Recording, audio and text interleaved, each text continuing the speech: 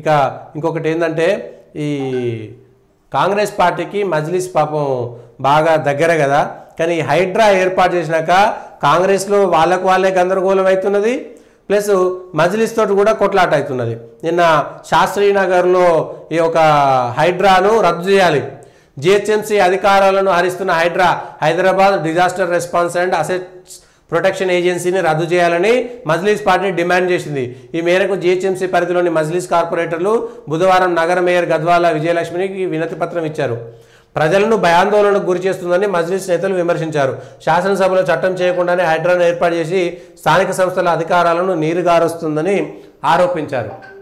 హైదరాబాద్లో ఇష్టం ఉన్నట్టుగా మొత్తం కబ్జా చేసి పడేశారు. దానికి ఎవరు కారణం? హైదరాబాదే కాదు, ఇవాళ మొత్తం ఎవడైనా సరే ఈ దొంగ భూముల వల్ల ఎంతమంది సంపాదిస్తున్నారు. హైడ్రా ఏర్పాటు చేస్తే వాళ్ళ మజ్లిస్ కోపం వచ్చింది, నిన్న దానం నాగేందర్ గారికి కోపం వచ్చింది. నిజాలేంటో ప్రజలకు తెలియాలి. హైడ్రా వల్ల లాభమా నష్టమా? స్థానిక సంస్థల అధికారాలను హైడ్రా జిహెచ్ఎంసీ అధికారాలను పూర్తిగా పొట్టన పెట్టుకున్నదా? మరి జిహెచ్ఎంసీ ఎందుకు నిర్వీర్యమైపోయింది? ఎందుకు నిర్లక్ష్యం చేసింది? జిహెచ్ఎంసీ అక్రమ కట్టడాలను ఎందుకు గుర్తించలేకపోతుంది? జిహెచ్ఎంసీ అక్రమ కట్టడాలను ఎందుకు నిరోధించలేకపోయింది? ఎందుకు కూల్చలేకపోయింది? అక్రమాలను కబ్జాలను ఎందుకు నిరోధించలేకపోయింది? ఎందుకంటే జిహెచ్ఎంసీలో అక్కడ ఇప్పుడు వాళ్ళే కార్పొరేటర్లు ఉంటారు, వాళ్ళే ఎమ్మెల్యేలు ఉంటారు, వాళ్ళే అధికారులను బెదిరిస్తారు. అధికారులు కూడా మాకెందుకు నాయన వీళ్ళతోటి మేమేదో పని చేసుకొని పోవాలని అనుకుంటారు. శాస్త్రీపురంలో ఎమ్మెల్యేను కార్పొరేటర్లు నిర్బంధించి అక్కడ వాళ్ళను హౌస్ అరెస్ట్ చేసి ఆ దొంగతనంగా కట్టినటువంటి అక్రమంగా కట్టినటువంటి ఇండ్లను కూలగొట్టారు. కాబట్టి ఇప్పుడు వాళ్ళకు కోపం వచ్చింది. ఇప్పుడు రేవంత్ రెడ్డి గారికి ఇది లిట్మస్ పరీక్ష. ఈ హైడ్రాను కొనసాగిస్తారా? కొనసాగిస్తే కేవలం ఏదో ఊరికేనే అట్లా పెడతారా లేదా? ఇప్పుడు మజ్లిస్ నుంచి ఒత్తిడి వస్తుంది, రేపు కాంగ్రెస్లో ఉండేటువంటి వాళ్ళ నుంచే ఒత్తిడి వస్తుంది. ఇవన్నిటినీ ఏం చేస్తారు? లేదా ఈ హైడ్రా వాళ్ళని బెదిరించేటందుకు ప్రయత్నం చేస్తుందా?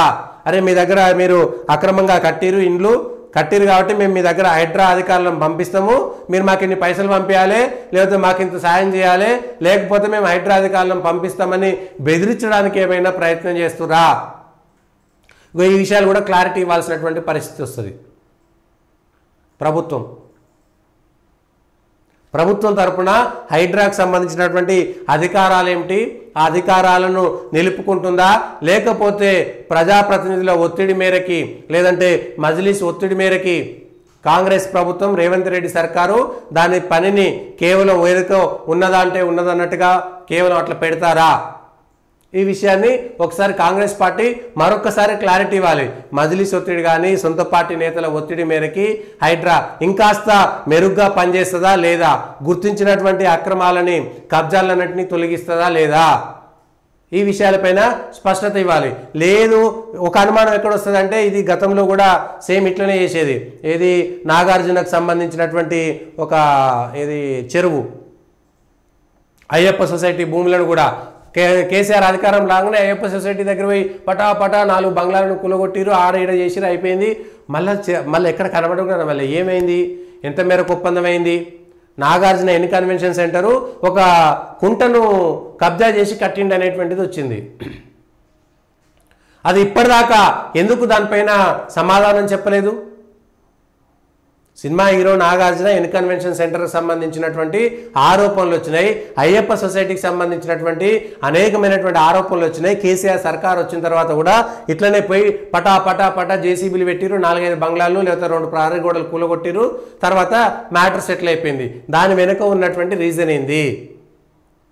అందుకని ఇది అది ఒకే తీరుగా కనబడుతున్నాయి. అది ఇది ఒకటేనా కాదా? లేదు మేము అట్లా చేయము. సేమ్ అట్లనే మల్లారెడ్డికి సంబంధించినటువంటి ఇది మాజీ మంత్రి ఇప్పుడు ఎమ్మెల్యే మల్లారెడ్డికి సంబంధించినవి కూడా జీడిమెట్ల దగ్గరనో సూరారం దగ్గరనో లేకపోతే ఆ ఏరియాలో ఉండేటువంటి కొంపల్లి ఏరియాల్లో ఆయన భూములకు సంబంధించినటువంటి అనేకమైనటువంటి అక్రమాలకు సంబంధించి కేసీఆర్ సర్కార్లో ఉన్నంతకాలం ఆయనకి ఎక్కడ ఇబ్బంది రాలేదు. ఇప్పుడు అన్నీ బయటకు వస్తున్నాయి అనేటువంటిది ఒకటి చర్చ. ఇప్పుడు అవన్నిటిని తీసేస్తారా తీసేయరా? సేమ్ అయ్యప్ప సొసైటీ లాగా బెదిరించి వదిలేస్తారా? డ్రగ్స్ విషయంలో కూడా కేసీఆర్ సినిమా ఇండస్ట్రీని మొత్తం తన గుప్పిట్లో పెట్టుకోవడం కోసం డ్రగ్స్ అనేది తీసుకొచ్చి ఇండస్ట్రీని తన గుప్పిట్లో పెట్టుకున్నట్టుగా అట్లాంటి ప్రయత్నమే రేవంత్ రెడ్డి సర్కారు కూడా చేస్తుందా?